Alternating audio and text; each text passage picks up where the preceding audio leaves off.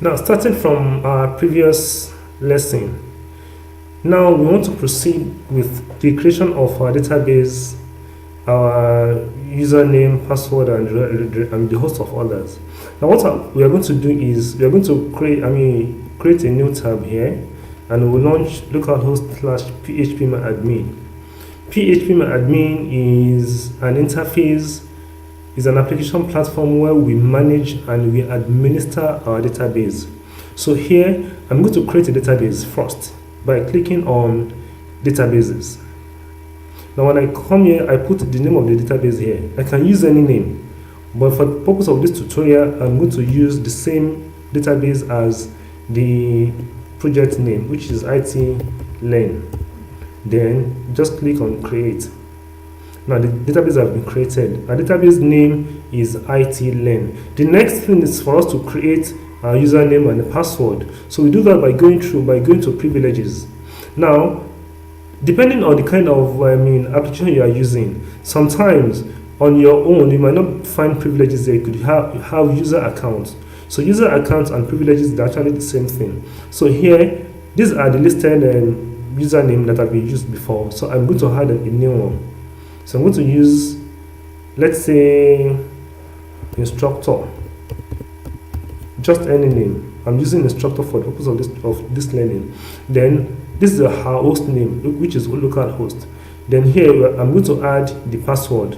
So like I said on the platform, I'm going to be using 0 to 1 as my password. So I say 0987654321. You can use anyone in your own case, depending on how. Just make sure you use a password that cannot easily be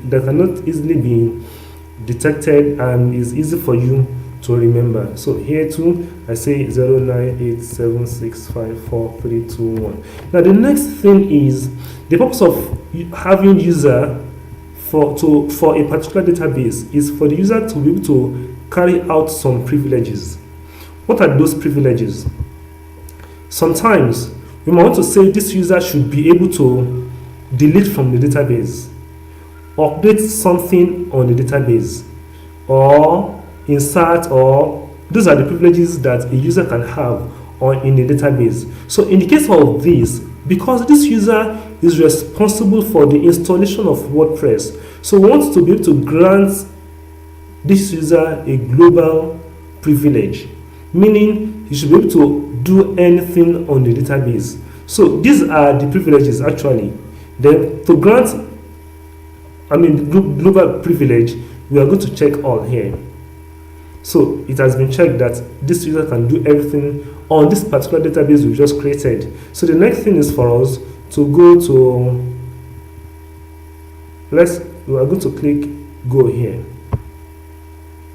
So it has been created. So now we have username, database, password. So having done this, the next thing is for us to now go and proceed to creating or for finalizing the installation of our WordPress. But here we're going to stop here now. For the next video, to finalize our installation of WordPress, just watch the next video. Thank you. I remain Ahmed Akodede from Articulate Technologies Concept.